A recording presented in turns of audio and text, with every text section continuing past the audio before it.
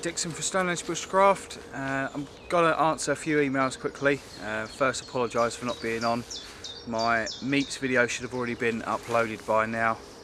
I actually left it uploaded in the house while I'm out. I'm not in a big woodland today, I've just come out. It's a small patch, but it puts a background to the video, so you may hear a lot of noise here and there.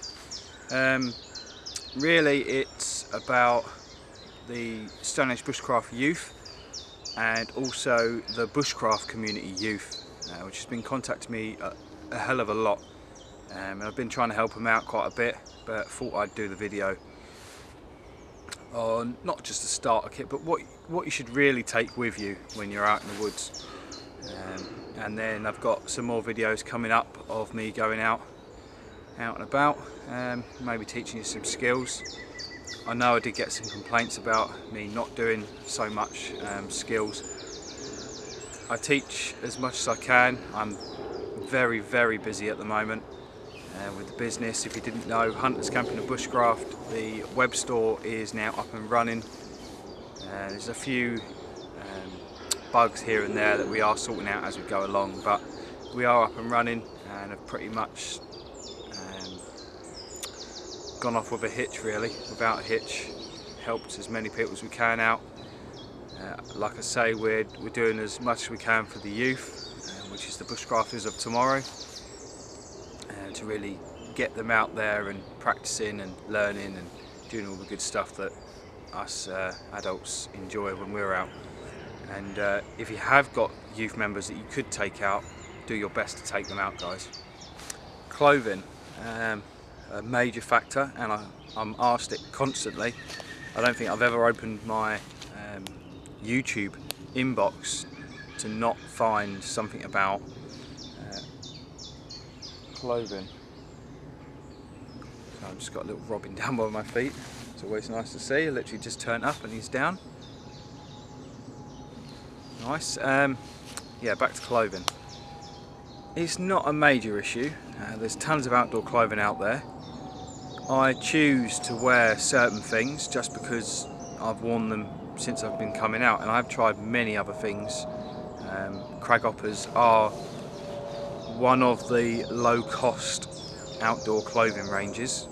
You also have Caramel, which I do wear, but don't get put off by names, guys. Just get the stuff, get out there and test it out. You will find you get holes, rips, everything in your trousers. They take the full brunt of everything. So, you know, you have to be vigilant with how much you spend and how much you're willing to spend in the long run. You can buy a thicker, denim-y type of trousers, but, you know, they're not ideal. The reason why we don't wear jeans and stuff like that is just because they don't dry. If it does, chuck it down, you're going to stay wet for a hell of a longer period than you would in outdoor clothing. A nice wicking top is going to be ideal. You do need wicking tops, especially if you sweat like me. I sweat horrendous amounts, especially in the summer, and when I'm carrying a backpack, the lower back is just always soaked, which means I have to consume a hell of a lot more water than most when we're out. Boots. Again, something that I can never really tell you. You've got the choice between synthetic and leathers, thick sole, thin sole. I've gone through them all. I've had some really good leather boots. I still, to this day, keep my Army assault boots. They're a brilliant pair of boots. The Webtex boots that I've got, fantastic pair of boots. They're just a bit heavier. And when I want to be lightweight, like now, I've got a synthetic soft shell boot which I'm trying out, which have just been fantastic. Again, not that breathable for me because I have got overreactive sweat glands and nothing's really that good for it. These are lightweight sole, which means when I was on the past meet, I can sneak around and hunt without making noise, and you know, it depends what you're up to in the woods. That all comes down to you as a person and what activities you choose to do. Socks, doesn't matter. wear your ordinary sports socks. You don't have to wear hiking socks unless you are going to be hiking distances with heavy packs as well. It does make a big difference. The old idea of outdoor socks is that they are high wicking. The material in there is, you've got a less chance of them starting blisters and stuff like that. If they're good fitting, they've got support in them with the Lycra and elastics and that in them. You can get some really good pairs of socks, but again, you're going to pay the earth for them. For winter, you know, decent pair of merino wool socks is going to definitely go down well. A top, well, you see this is the Stone Age Bushcraft hoodie. I'm not too fussed. You can wear whatever you like. I wear wool, synthetics, fleece, man-made. You know, I'll wear all sorts, depending on the day and how I feel, what I'm carrying, what I'm doing.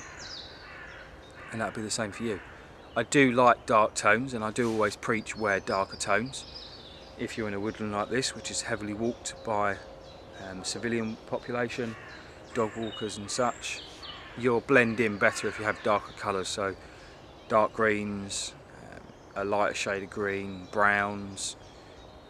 Camouflage kind of stands out and can get you into trouble, so kind of steer away from that unless you're on private land, because the stuff is dirt cheap, especially now with the influx of multicam. You get the DPM stuff very, very cheap. Hats, it's your own choice, depends what you like. Wool, thinsulate, caps, bush hats, sun hats, you know, you've got all that stuff out there. Don't feel you have to fall into that bushcraft fatigues. You know, you don't have to wear what everyone else wears. You can wear what you want. Let's move on to equipment. I've got quite a lot with me, so we're on for it. Right, let's move on to kit. Where should we start? Well, some sort of covering for when you're out.